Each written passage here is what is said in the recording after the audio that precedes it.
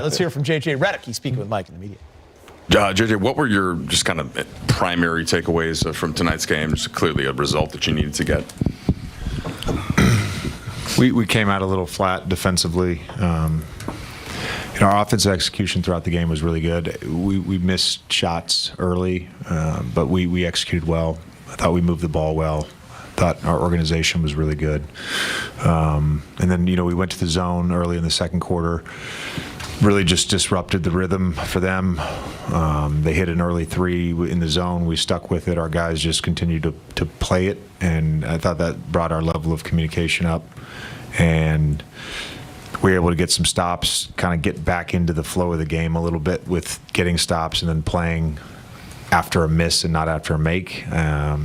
And then, DK just being a pro, second night of a back-to-back, gave us a huge lift in that first half. I thought Jackson defensively on the glass was big with 11 defensive rebounds. And obviously Luka, AR, and Bron.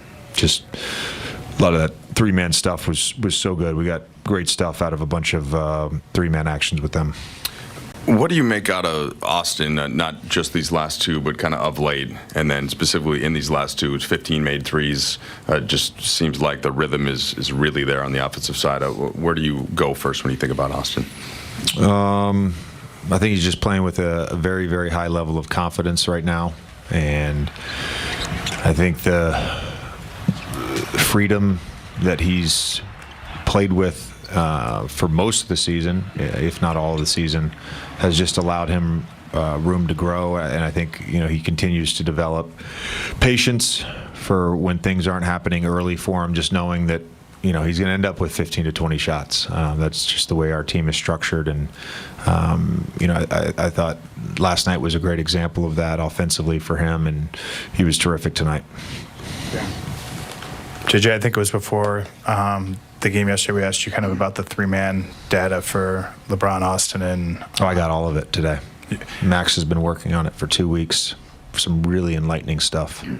What were you enlightened by?